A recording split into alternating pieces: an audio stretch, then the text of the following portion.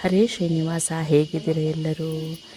ಕೃಷ್ಣನ 3-4 ದಿವಸದ ಅಲಂಕಾರನ ಹಾಕ್ತಾ ಇದ್ದೀನಿ. ನಮ್ಮ ಮನೆಯಲ್ಲಿ ಒಂದು ಸ್ಯಾಡ್ ನ್ಯೂಸ್ ಇದೆ. ಈ ವಿಡಿಯೋದ ಕೊನೆಗೆ ಹೇಳ್ತಾ ಇದ್ದೀನಿ. ಇಷ್ಟು ತನಕ ಮಾಡಿದ್ದ ವಿಡಿಯೋನ ನಾನು ಅಪ್ಲೋಡ್ ಮಾಡ್ತಾ ಇದ್ದೀನಿ. ಯಾಕಂದರೆ ನಾನು ಈ ವಿಡಿಯೋ ಅಪ್ಲೋಡ್ ಯಾವತ್ತು ಮಾಡ್ತೀನೋ ಗೊತ್ತಿಲ್ಲ. ನಮ್ಮ ಈ ಏರಿಯಾ ತುಂಬ ರಿಮೋಟ್ ಏರಿಯಾದಲ್ಲಿದೆ. ನಾನು ಮಾಡಿದ ರೆಸಿಪಿ ತುಂಬ ದಿವಸ ಆಗಿತ್ತು ಆ್ಯಕ್ಚುಲಿ. ಅದಕ್ಕೆ ಅದನ್ನ ಅಪ್ಲೋಡ್ ಮಾಡೋಣ ಅಂತ ಅಂದ್ಬಿಟ್ಟು ಇವತ್ತು ಮೊಬೈಲ್ ತಗೊಂಡಿದ್ದೀನಿ. ನಾನು ನನ್ನ ಅಮ್ಮನ ಮನೆಯಲ್ಲಿದ್ದೀನಿ. ನೋಡ್ಬೋದು, ಇಲ್ಲಿ ಸೋದೆ ಸ್ವಾಮಿಗಳು ಭತ್ತ ನಾಟಿ ಮಾಡ್ತಾ ಇದ್ದಾರೆ. ನೆಕ್ಸ್ಟ್ ಪರ್ಯಾಯ ಅವರದ್ದೇ ಆದ ಕಾರಣ ಅವರು ಏನೇನೋ ಹೊಸ ಹೊಸ ಪ್ರೋಗ್ರಾಮ್ಗಳನ್ನು ಹಾಕ್ಕೊಂಡಿದ್ದಾರೆ. ನೀವು ಅದನ್ನು ನೋಡ್ಬೋದು, ಪಾಸ್ ಮಾಡ್ಕೊಂಡು ನೋಡ್ಕೊಳ್ಳಿ. ಈಗ ಕರಿಬೇವು ಸೊಪ್ಪು ಚಟ್ನಿ ಪುಡಿ ಮೈಕ್ರೋವೇವಲ್ಲಿ ಹೇಗೆ ಮಾಡೋದು ಅಂತ ನೋಡೋಣ. ಫಸ್ಟ್ ಏನು ಗೊತ್ತಾ, ಈ ಕರಿಬೇವಿನ ಸೊಪ್ಪನ್ನು ತೊಳೆದು ನೀಟಾಗಿ ನೀರು ಆರೋಂಗೆ ಒಣಗಿಸಬೇಕು. ಅದನ್ನ ಆ ಮೈಕ್ರೋವೇವ್ ತಟ್ಟೆಯಲ್ಲಿ ಹಾಕಿ 1-1.5 ನಿಮಿಷದಲ್ಲಿ ಅದನ್ನ ಕಂಟಿನ್ಯೂಸ್ ಇಡಬೇಡಿ. 30 ಸೆಕೆಂಡ್ಸ್ ಇಟ್ಟು ಅದನ್ನ ಗರಿ ಗರಿ ಆಗುವಂಗೆ ಅದನ್ನ ಇಟ್ಟು ಪುಡಿ ಮಾಡಿಕೊಳ್ಳಿ. ತುಂಬ ಕಲರ್ ಹಾಗೇ ರಿಟೇನ್ ಆಗುತ್ತೆ, ಗ್ರೀನ್ ಚಟ್ನಿ ಪುಡಿ ಬರುತ್ತೆ. ತೋರಿಸ್ತಾ ಇದ್ದೀನಿ, ಹಾಗೇ ಮಾಡ್ಕೊಂಡೋಗಿ 1.5 ನಿಮಿಷ ತನಕ ಬೇಕಾಗತ್ತೆ. ನಿಮ್ಮ ವೆದರ್ ನೋಡಿಕೊಂಡು ಡಿಪೆಂಡ್ ಆಗಿರುತ್ತೆ. ಗರಿ ಗರಿ ಆಗೋ ತನಕ ಅದನ್ನ ಇಟ್ಟು ಚಟ್ನಿ ಪುಡಿ ಮಾಡ್ಕೊಳ್ಬೋದು. ನೋಡಿ, ಅಮ್ಮನ ಮನೆಯಿಂದ ತಂದಿದ್ದೆ ನಾನು ಆ್ಯಕ್ಚುಲಿ ಕರಿಬೇವಿನ ಸೊಪ್ಪು. ಇನ್ನು ವ್ರತ ಸ್ಟಾರ್ಟ್ ಆದರೆ ಮನೆಯವರಿಗೆಲ್ಲ ಬೇಕಲ್ಲ ಅಂತ ಮಾಡ್ತಾಯಿದ್ದೀನಿ. 30 ಸೆಕೆಂಡ್ ಥರ 3 ಸಲ ಇಟ್ಟು ನಾನು ನಂದು ವರ್ಲ್ಪೂಲ್ ಮೈಕ್ರೋವೇವ್ ಅವನದು ತುಂಬ ಸಮಯದಿಂದ ಬಡಿಸ್ಲಿಕ್ಕೆ ಆಗ್ತಾಯಿರಲಿಲ್ಲ. ಈಗೊಂದು ಬಳಸೋಣ ಅಂತ. ಮಳೆಗಾಲದಲ್ಲಿ ಏನು ಮಾಡಿದರೂ ಈ ಸೊಪ್ಪುಗಳನ್ನೆಲ್ಲ ಒಣಗಿಸೋದು ಸ್ವಲ್ಪ ಕಷ್ಟ ಆಗುತ್ತೆ. ಆದ ಕಾರಣ ಇವತ್ತು 3 ಹೆಲ್ದಿ ರೆಸಿಪಿ ಜೊತೆ ಬಂದಿದ್ದೀನಿ ನಾನು. ನೋಡ್ಬೋದು,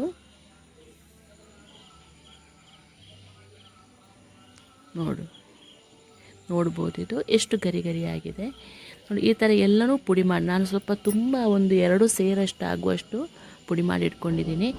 4 ಚಮಚೆ ಕಡಲೆಬೇಳೆ, 4 ಚಮಚೆ ಉದ್ದಿನಬೇಳೆ, 1 ಚಮಚೆಯಷ್ಟು ಕಾಳುಮೆಣಸಿನ ಪುಡಿ ಎಲ್ಲನೂ ಅವೆನಲ್ಲಿ 3 ನಿಮಿಷ ತನಕ ಇಡಿ. ಮಧ್ಯ ಪಾಸ್ ಮಾಡಿ ಓಪನ್ ಮಾಡಿ ಅದನ್ನ ಸ್ಟಿರ್ ಮಾಡ್ತಾ ಇರಬೇಕು, ಮಗಚ್ತಾ ಇರಬೇಕು. ಆವಾಗ ತುಂಬಾ ಚೆನ್ನಾಗಾಗತ್ತೆ. ಕೊನೆಗೆ ಇದಕ್ಕೆ ಇಂಗು ಕೆಂಪು ಮೆಣಸು ಹಾಕೋಬೇಕಿದ್ರೆ ನಾವು ಇದು ಮಾಡ್ಬೋದು, ಏನು ಎಣ್ಣೆ ಸ್ವಲ್ಪ ಬೇಕಾದರೆ ಸ್ಪ್ರೇ ಮಾಡ್ಬೋದು. ತೋರಿಸ್ತೀನಿ ನಿಮಗೆ. ಮೈಕ್ರೋವೇವ್ ಅವೆನ ಬರೀ ಬಿಸಿ ಮಾಡೋದಕ್ಕೆ ಮಾತ್ರ ಬಳಸೋದಿಲ್ಲ, ನಾವು ಈ ಥರ ಕೂಡ ನಾವು ಬಳಸ್ಬೋದು. ನೋಡಿ,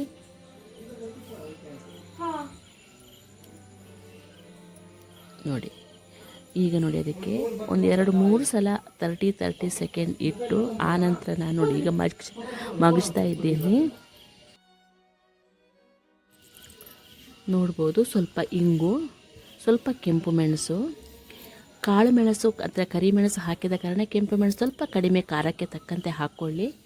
ಇದನ್ನೆಲ್ಲ ಹಾಕಿ ಪುನಃ ಸ್ವಲ್ಪ ಎಣ್ಣೆನ ಸ್ಪ್ರಿಂಕಲ್ ಮಾಡಿ, ನೋಡಿ ನನ್ನ ಸ್ಪ್ರೇಯರ್ ಇದೆಯಲ್ಲ, ಸ್ಪ್ರಿಂಕಲ್ ಮಾಡಿ ಮಗಚಿ. ಆವಾಗ ನಿಮಗೆ ಅದು ಚೆನ್ನಾಗಿ ಹುರಿದಾಗ ಗೊತ್ತಾಗುತ್ತೆ. ಈಸಿಯಾಗಿ ನಾವು ಇದನ್ನ ಟೈಮರ್ ಸೆಟ್ ಮಾಡಿ ಮಾಡ್ಕೊಂಬಿಡ್ಬೋದು. ನೋಡಿ, ಸ್ವಲ್ಪ ಮಗಚಿ 3 ನಿಮಿಷ 4 ನಿಮಿಷ ತನಕ ಬೇಕಾಗತ್ತೆ. ಇದೆಲ್ಲ ಆಗಿದೆ, ನೀವು ಕಾಣ್ಬೋದು. ಇದನ್ನು ನಾವು ಆ ಕರಿಬೇವಿನ ಸೊಪ್ಪಿನ ಜೊತೆ ಹಾಕಿ ಮಿಕ್ಸ್ ಮಾಡಿದರೆ ಆಗೋಗ್ಬಿಡುತ್ತೆ ಚಟ್ನಿ ಪುಡಿ.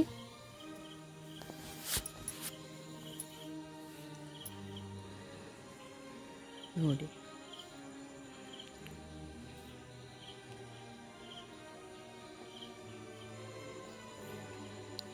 ಆ ನಂತರ ಎಲ್ಲನೂ ಮಿಕ್ಸಿಗೆ ಹಾಕ್ಕೊಂಡು ಪುಡಿ ಮಾಡಿಟ್ಕೊಳ್ಳಿ. ಚಟ್ನಿ ಪುಡಿ ರೆಡಿ ಆಗುತ್ತೆ.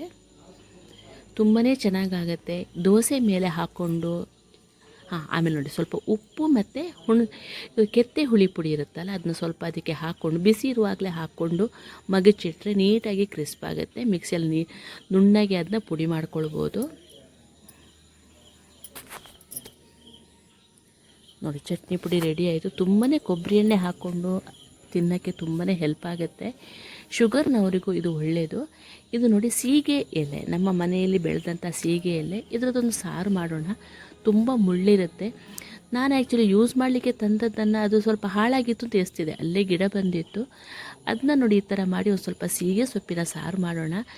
ತುಂಬ ಮುಳ್ಳಿರುತ್ತೆ, ತುಂಬ ಕೇರ್ಫುಲ್ಲಾಗಿ ನಾರು ತೆಗ್ದಲ್ಲ ಅದನ್ನ ಇದು ಸಪ್ರೇಟ್ ಮಾಡಿ ಇಟ್ಕೊಳ್ಳಿ, ಬಿಡಿಸಿಟ್ಕೊಳ್ಳಿ ಸೊಪ್ಪನ್ನು.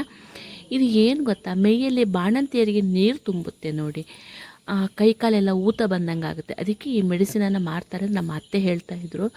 ನನಗೆ ಅಷ್ಟು ತನಕ ಸೀಗೆ ಸೊಪ್ಪು ಎಲ್ಲೂ ಸಿಗ್ತಾಯಿಲ್ಲ, ಮುಳ್ಳಿನ ಬಳ್ಳಿ ಆದ ಕಾರಣ ಎಲ್ಲೂ ಅದಕ್ಕೆ ಕಡ್ದು ಹಾಕ್ತಾ ಇರ್ತಾರೆ. ನನಗೆ ಮನೆಯಲ್ಲಿ ಆದ ಕಾರಣ ತುಂಬಾ ಇಷ್ಟ ಆಯಿತು. ನಿಮಗೂ ಒಂದು ತೋರಿಸೋಣ. ಯಾರ ಮನೆಯಲ್ಲಿ ಬಾಣಂತಿ ಇದ್ದಾರೆ ಅವರು ಈ ಥರ ಸೀಗೆ ಸೊಪ್ಪಿನ ಸಾರು ಮಾಡ್ತಾರೆ, ತುಂಬ ಚೆನ್ನಾಗಿ ಘಮ ಬರುತ್ತೆ. ನಾನು ಏನು ಮಾಡಿದೆ, ಇದನ್ನೆಲ್ಲ ಬಿಡಿಸ್ಕೊಂಡು ಹೆಸರು ಬೇಳೆನ ನೆನೆಸಿಟ್ಕೊಂಡಿದ್ದೆ ಆ್ಯಕ್ಚುಲಿ. ಆನಂತರ ಹೆಸರು ಬೇಳೆ ಮುಕ್ಕಾಲು ವಾಸಿ ಬೆಂದಾಗ ಇದನ್ನೂ ಹಾಕಿ ಸ್ವಲ್ಪ ಕಾಯಿ ಮೆಣಸು ಬೇಕಂದರೆ ಕಾಯಿ ಮೆಣಸು, ಆನಂತರ ಹುಳಿಗೆ ಬೇಕಾದರೆ ಕೆತ್ತೆ ಹುಳಿನ, ಲಿಂಬೆ ಹುಳಿನ, ಏನು ಬೇಕಾದ್ರೂ ನಾವು ಹಾಕ್ಕೊಂಡು ಮಾಡ್ಕೋಬೋದು. ಸ್ವಲ್ಪ ಸಾತ್ವಿಕವಾದ ಆಹಾರ ಇದು. ಮೈಯಲ್ಲಿ ನೀರು ತುಂಬಿಕೊಂಡಿರುತ್ತೆ ನೋಡಿ, ಈ ನಂಜು ಅಂತ ಹೇಳ್ತಾರೆ ಆಯುರ್ವೇದಿಕ್ ಭಾಷೆಯಲ್ಲಿ ಅಥವಾ ಊರಿನ ಲೋಕಲ್ ಭಾಷೆಯಲ್ಲಿ. ಅದಕ್ಕೆ ಇದೆಲ್ಲ ತುಂಬಾ ಹೆಲ್ಪ್ ಆಗುತ್ತೆ. ಬೇಕಾದ ಸೀಗೆ ಸೊಪ್ಪು ಸಿಕ್ಕಿದಾಗ ಕೆಲವರು ಮಸ್ಸೊಪ್ಪು ಅಂದರೆ ರಾಗಿ ಮುದ್ದೆಗೆ ಆಗುವಂತಹ ಸೊಪ್ಪಿನ ಸಾರು ಕೂಡ ಮಾರ್ತಾರಂತೆ. ನನಗೆ ಗೊತ್ತಿಲ್ಲ ಅದು, ನಾನು ನೋಡಿಕೊಂಡು ನಿಮಗೂ ಅದನ್ನ ಮುಂದೆ ಹೇಳ್ಕೊಡ್ತೀನಿ. ಯಾಕಂದರೆ ಸೀಗೆ ಸೊಪ್ಪಿನ ಗಿಡ ತುಂಬಾ ಚೆನ್ನಾಗಿ ಬಂದಿದೆ ನೋಡಿ. ಬಿಡಿಸೋದು ತುಂಬ ಕಷ್ಟ, ಮುಳ್ಳು ಚಿಕ್ಕ ಚಿಕ್ಕ ಚಿಕ್ಕ ಮುಳ್ಳಿರುತ್ತೆ ಅದರಲ್ಲಿ. ನೋಡ್ಬೋದು ಎಷ್ಟು ನೀಟಾಗಿ ಬಿಡಿಸ್ಕೋಬೇಕು ಅಂತ. ನೀವು ಮಾಡಿ ನೋಡಿ. ಇಂಥ ರೆಸಿಪಿಗಳೆಲ್ಲ ಹಳೆ ಕಾಲದ ರೆಸಿಪಿಗಳು, ಇದು ಮಾಯಾಗಿ ಹೋಗುತ್ತೆ ಅಂತ ನಾನು ಈ ವಿಡಿಯೋದಲ್ಲಿ ತೋರಿಸ್ತಾ ಇರುವಂಥದ್ದು.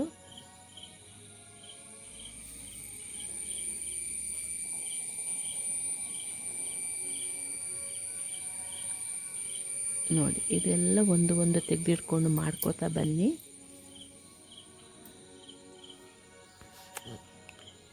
ಆ್ಯಕ್ಚುಲಿ ನಾನು ಅಮ್ಮನ ಮನೆಗೆ ಬಂದೆ ಅಂತ ಹೇಳಿದ್ನಲ್ಲ, ನಂಗೆ ಸ್ವಲ್ಪ ಟ್ರ್ಯಾಜಿಡಿ ಆಯಿತು. ನನ್ನ ಅಪ್ಪ ತೀರ್ಕೊಂಡ್ಬಿಟ್ರು ನೋಡಿ. ಇದು ಆನಂತರ ಹೇಳ್ತೀನಿ ಈ ವಿಷಯ ಬಗ್ಗೆ. ನೋಡಿ, ಇದನ್ನ ಕಟ್ ಮಾಡಿಟ್ಕೊಳ್ಳಿ. ಹೆಸರು ಬೇಳೆನ ಬೇಯಕ್ಕೆ ಇಟ್ಕೊಳ್ಳಿ. ಒಂದು ಸೈಡಿಂದ ಸ್ವಲ್ಪ ಅರಿಶಿಣ ಮತ್ತು ಸ್ವಲ್ಪ ತುಪ್ಪ ಹಾಕಿ.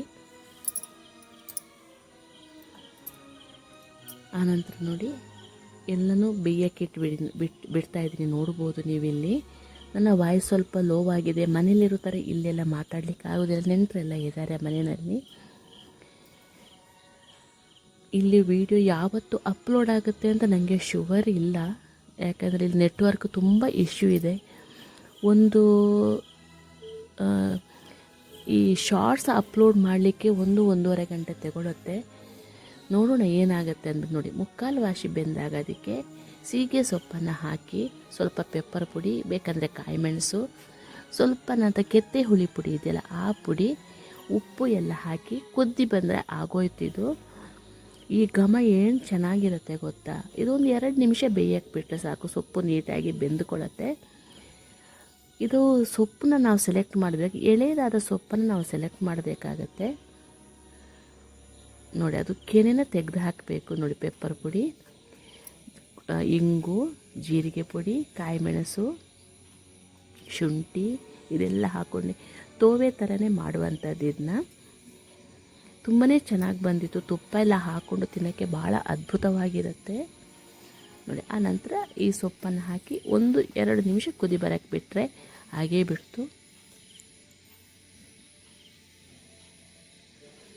ಆನಂತರ ತುಪ್ಪ ಮತ್ತು ಜೀರಿಗೆ, ಬೇಕಂದರೆ ಕೆಂಪು ಮೆಣಸು ಹಾಕ್ಕೊಂಡು ಒಗ್ಗರಣೆ ಕೊಟ್ಟರೆ ಆಗೋಯಿತು. ಸ್ವಲ್ಪ ಇಂಗುನೂ ಹಾಕ್ಕೊಳ್ಬೇಕು. ತುಪ್ಪದ ಒಗ್ಗರಣೆ ತೋವೆಗೆ ಅಂದರೆ ಇದು ಸೀಗೆ ಸೊಪ್ಪಿನ ಸಾರಿಗೆ ಭಾಳ ಚೆನ್ನಾಗಿ ಬರುತ್ತೆ. ಯಾರಿಗೆಲ್ಲ ಈ ರೆಸಿಪಿ ಬಗ್ಗೆ ಗೊತ್ತಿದೆ ಅಥವಾ ಸೀಗೆ ಸೊಪ್ಪನ್ನು ಯಾರು ಬೇರೆ ಬೇರೆ ನಮೂನೆಯಲ್ಲಿ ನೀವು ಬಳಸ್ತಾ ಇದ್ದೀರಾ, ಅದು ನನಗೆ ಕಮೆಂಟ್ಸಲ್ಲಿ ಗೊತ್ತಿದ್ದರೆ ಹೇಳಿ. ನಾನು ಸ್ವಲ್ಪ ಟ್ರೈ ಮಾಡ್ತೀನಿ. ನನಗೆ ಇದರ ಬಗ್ಗೆ ಜಾಸ್ತಿ ಗೊತ್ತಿಲ್ಲ, ನಾನು ಫಸ್ಟ್ ಟೈಮ್ ಮಾಡುವಂಥದ್ದು. ಬಟ್ ಅತ್ತೆ ಹೇಳ್ತಾ ಇದ್ದರು ಬಾಣಂತಿಗೆ ಸೀಗೆ ಸೊಪ್ಪಿನ ಸಾರು ಕೊಡ್ತಾರೆ ಅಂತಂದ್ಬಿಟ್ಟು. ನೋಡಿ, ಕೆತ್ತೆ ಹುಳಿ ಪುಡಿನೂ ಹಾಕಿದ್ದೀನಿ. ನಿಮಗೆ ಇದು ಇಲ್ಲ ಅಂತಂದು ಲಿಂಬೆಹಣ್ಣು ಹಾಕ್ಕೋಬೋದು, ಏನೂ ತೊಂದರೆ ಇಲ್ಲ. ಹಾಗೆಯೇ ಇಲ್ಲಾಂದರೆ ತೆಂಗಿನಕಾಯಿ ಹಾಲು ಹಾಕಿನೂ ತುಂಬಾ ಚೆನ್ನಾಗಿ ಬರುತ್ತೆ. ಇದು ಹುಳಿ ಯಾವುದು ಬೇಕಾಗಲ್ಲ ಆವಾಗ. ನೋಡಿ, ಇದು ಕುದಿಯಿತು. ಆನಂತರ ಜೀರಿಗೆ ಒಗ್ಗರಣೆ ಹಾಕಬೇಕು.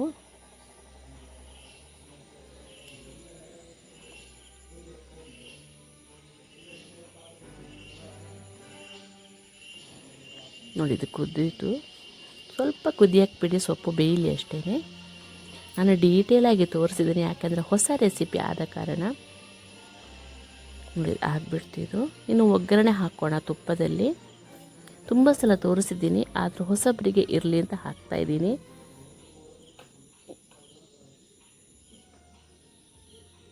ಆನಂತರ ನಾನಿವತ್ತು ಏನು ಗೊತ್ತಾ, ಈ ಕೊತ್ತಂಬರಿ ಸೊಪ್ಪು, ಪುದೀನ ಸೊಪ್ಪು, ಶುಂಠಿ, ಬೇಕಂದರೆ ಕಾಯಿ ಮೆಣಸು, ಅಜ್ವೈನ್ ಅಥವಾ ಓಂ ಕಾಳು ಇದನ್ನೆಲ್ಲ ಹಾಕಿ ಒಂದು ಉಪ್ಪು ರೆಡಿ ಮಾಡಿಟ್ಟಿದ್ದೀನಿ, ಸಾಲ್ಟ್. ಇದೇನು ಗೊತ್ತಾ, ನಿಮಗೆ ಸಲಾಡಿಗೆ ಆಗಲಿ ಮಜ್ಜಿಗೆ ನೀರಿಗೆ ಹಾಕಲಿಕ್ಕೆ ತುಂಬಾ ಚೆನ್ನಾಗಾಗುತ್ತೆ. ಆ ರೆಸಿಪಿನ ಇವತ್ತು ಮೈಕ್ರೋವೇವ್ ಅವೆನಲ್ಲಿ ಹೇಗೆ ಮಾಡೋದು ತೋರಿಸ್ಕೊಡ್ತಾ ಇದ್ದೀನಿ.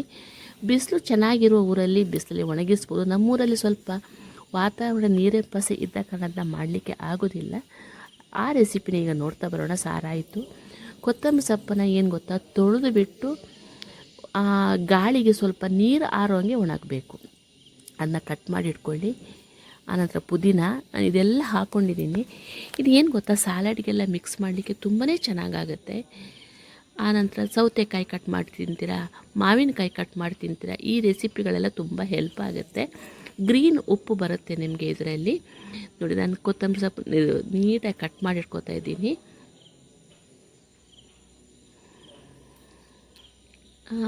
ಏನು ಗೊತ್ತಾ, ನ್ಯೂಟ್ರಿಷಿಯಸ್ ಉಪ್ಪು ಅಂತ ಹೇಳ್ಬೋದು ನಾವಿದನ್ನ. ದಿನಾ ಕೊತ್ತಂಬರಿ ಸೊಪ್ಪು ಮನೆಯಲ್ಲಿ ಇಲ್ಲ ಅಂತಂದು ನೋಡಿ, ಸಲಾಡಿಗೆಲ್ಲ ಹಾಕಲಿಕ್ಕೆ ಭಾಳ ಒಳ್ಳೆಯದಾಗುತ್ತೆ ಇದೆಲ್ಲ. ಕೆಲವರು ನುಗ್ಗೆ ಸೊಪ್ಪಿನ ಉಪ್ಪು ಮಾರ್ತಾರೆ. ನಾನು ಅದು ಮಾಡಲಿಕ್ಕೆ ಹೋಗಿದ್ದೆ. ನನಗೆ ಈ ಥರ ಬೇಕು ಅಂತ ಅನ್ನಿಸ್ತು, ಅದಕ್ಕೆ ಮಾಡಿದೆ ನಾನು. ಆನಂತರ ಅಸ್ಥಿ ಶೃಂಖಲ ಗಿಡ ಆ ಗಿಡದ್ದು ನಾವು ಮಾಡ್ತೀವಿ ಇದನ್ನ. ಅದನ್ನ ಆ ವಿಡಿಯೋನ ಇನ್ನೊಂದು ಸಲ ತೋರಿಸ್ತೀನಿ ನಿಮಗೆ. ನೋಡಿ, ಪುದೀನ ಕಟ್ ಮಾಡ್ಕೊತಾ ಇದ್ದೀನಿ. ಕಾಯಿ ಮೆಣಸು ಬೇಕಂದವರು ಕಾಯಿ ಮೆಣಸು ಹಾಕ್ಕೊಳ್ಳಿ. ಇಲ್ಲ, ನಾವು ಒಗ್ಗರಣೆಗೆ ಇದಕ್ಕೆಲ್ಲ ಹಾಕುತ್ತೆ. ನಮ್ಮಲ್ಲಿ ಜಾಸ್ತಿ ಖಾರ ತಿಂದ ಕಾರಣ ನಾನು ಕಾಯಿ ಮೆಣಸು ಹಾಕ್ಕೊಂಡಿರಲಿಲ್ಲ.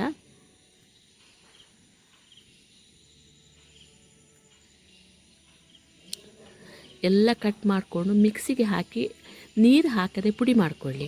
ಅದು ಮೇಯ್ನ್. ಇದರಲ್ಲಿ ನೀರು ಮಾತ್ರ ಹಾಕ್ಕೊಳ್ಬೇಡಿ, ಸ್ವಲ್ಪನೇ ಹಾಕ್ಕೊಂಡು ಪುಡಿ ಮಾಡಿಟ್ಕೊಳ್ಳಿ.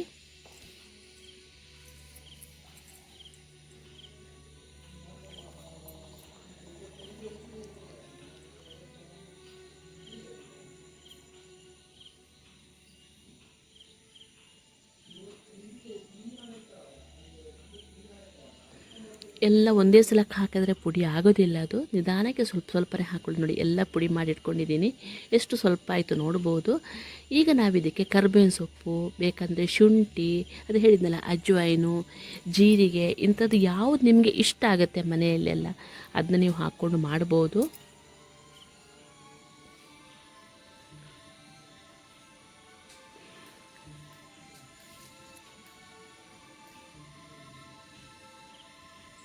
ಎಲ್ಲನೂ ಮಿಕ್ಸಿಗೆ ಹಾಕ್ಕೊಂಡು ಆನಂತರ ಏನು ಗೊತ್ತಾ, ಅದಕ್ಕೆ ಬೇಕಾಗುವಷ್ಟು ನಾನೊಂದು 2 ಲೋಟೆಯಷ್ಟು ಕಲ್ಲುಪ್ಪು ಹಾಕಿದ್ದೀನಿ ಇಲ್ಲಿ. ಒಂದು ಅಂದಾಜು, ಸ್ವಲ್ಪ ಆ ಕಡೆ ಈ ಕಡೆ ಆದರೆ ಏನು ತೊಂದರೆ ಇಲ್ಲ. ಹಾಕ್ಕೊಂಡು ಪುಡಿ ಮಾಡಿಟ್ಕೋಬೇಕು. ಆನಂತರ ಒಂದು ಆ್ಯಕ್ಚುಲಿ ಗ್ಲಾಸ್ ಬೌಲ್ಗಳಿಗೆ ಹಾಕಬೇಕಾಗುತ್ತೆ ನಾವು ಮೈಕ್ರೋವೇವ್ ಅವನ್ ನಾವು ಯೂಸ್ ಮಾಡಬೇಕಿದ್ರೆ.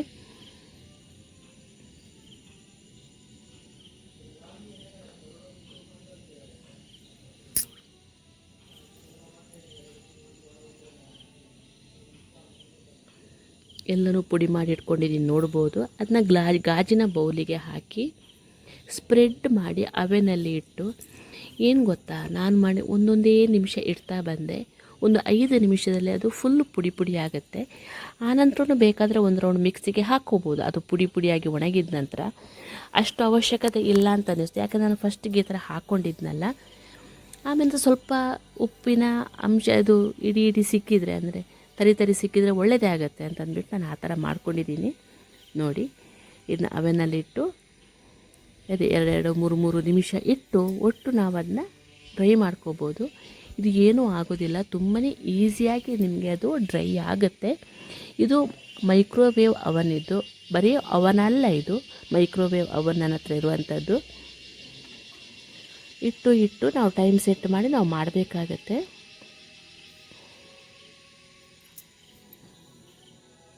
ಆಮೇಲೆ ಏನು ಗೊತ್ತಾ, ಕೈ ಹಾಕ್ತಾ ಇರಬೇಕು, ಅದು ಮೇಯ್ನ್. ಇದರಲ್ಲಿ ಕೈ ಹಾಕ್ತಾಯಿದ್ರೆ ಈಸಿಯಾಗಿ ಬೇಗ ಡ್ರೈ ಆಗುತ್ತೆ ಅಂತ ಅಷ್ಟೇ. ನೋಡಿ, 5 ನಿಮಿಷಕ್ಕೆ ಕಡಿಮೆ ಮಾಡಿದೆ. ಆ್ಯಕ್ಚುಲಿ 5 ನಿಮಿಷಕ್ಕೆ ಇಟ್ಟಿದ್ದೆ ನಾನು.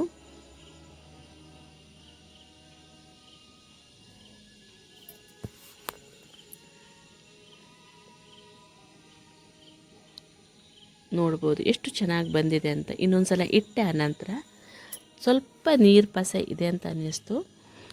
ನೀರನ್ನು ಡ್ರೈ ಮಾಡಲಿಕ್ಕೆ ಅವೇನು ತುಂಬಾ ಹೆಲ್ಪ್ ಆಗುತ್ತೆ. ನಾನು ಕೈಯಲ್ಲಿ ಕ್ಯಾಮರಾ ಹಿಡ್ಕೊಂಡು ಮಾಡ್ತಾಯಿದ್ದೀನಿ, ಯಾಕಂತಂದರೆ ಅಲ್ಲಿ ಕ್ಯಾಮರಾ ಇಡೋಕ್ಕೆ ಸ್ಟ್ಯಾಂಡ್ ಇರಲಿಲ್ಲ. ನೋಡಿ ಹೇಗೆ ರೆಡಿ ಆಗುತ್ತೆ ಅಂತ ನೀವು ನೋಡ್ಬೋದು. ನಾನು ಸ್ವಲ್ಪ ಉಪ್ಪು ಜಾಸ್ತಿ ಆಯಿತು ಅಂತ ಅನ್ನಿಸ್ತು, ಇನ್ನೊಂದು ಸಲ ಮಾಡಿದಾಗ ಕರೆಕ್ಟಾಗಿ ಮಾಡಿದರೆ ಸರಿ. ನೋಡ್ಬೋದು ಎಷ್ಟು ನೀಟಾಗಿ ಬಂದಿದೆ. ಸಲಾಡ್ಗೆಲ್ಲ ಹಾಕ್ಕೊಂಡು ತಿನ್ನೋಕ್ಕೆ ತುಂಬಾ ಹೆಲ್ಪ್ ಆಗುತ್ತೆ. ನಾನು ಆ್ಯಕ್ಚುಲಿ ಈ ಪೊಂಗಲೆಲ್ಲ ಮಾಡ್ತೀವಲ್ಲ ಅದಕ್ಕೂ ಹಾಕ್ಕೊಳ್ತೀನಿ ಇದನ್ನ. ಮೊನ್ನೆ ಶುಕ್ರವಾರ ನನ್ನ ಅಪ್ಪ ರಕ್ತದ ಕ್ಯಾನ್ಸರಿಂದ ತೀರ್ಕೊಂಡು ಹೋದರು. ನಮಗೆ ಅನ್ನಿಸ್ಬಿಟ್ಟು, ನಾನು ಲಾಸ್ಟ್ ಮಂತು ಕೂಡ ಬಂದಿದ್ದೆ, ಒಂದು 15-20 ದಿವಸ ಕೂಡ ಆಗಿಲ್ಲ, ಅಪ್ಪ ಹೋಗೇ ಬಿಟ್ಟರು. ಏನು ಕೂಡಲ್ಲ ಅಂತ ಹೇಳ್ತಾಯಿದ್ರು. ಆಸ್ಪತ್ರೆಗೆ ಹೋಗಿ ತೋರಿಸಿದಾಗ ಫಸ್ಟ್ ಗೊತ್ತಾಗಲಿಲ್ಲ ನಮಗೆ, ನೋಡಿದ ರಕ್ತ ಕ್ಯಾನ್ಸರ್ ಜಾಸ್ತಿ ದಿವಸ ಇಲ್ಲ ಅಂತಂದರು. ಕೀಮೋಥೆರಪಿನೇ ಸ್ಟಾರ್ಟ್ ಮಾಡಿದ್ವಿ. ಇದು ನಮ್ಮ 60ನೇ ಶಾಂತಿಯಲ್ಲಿ ಅಪ್ಪನ ಫೋಟೋ ತೆಗೆದಿರುವಂಥದ್ದು. ಇದು ನೋಡಿ ಮೊನ್ನೆ ಅಪ್ಪನ 83ನೇ ವರ್ಷದ ಶಾಂತಿಯಲ್ಲಿ ನಾವು ತೆಗೆದಿರುವಂಥದ್ದು. ತುಂಬ ದುಃಖ ಆಯಿತು. Thank you for watching.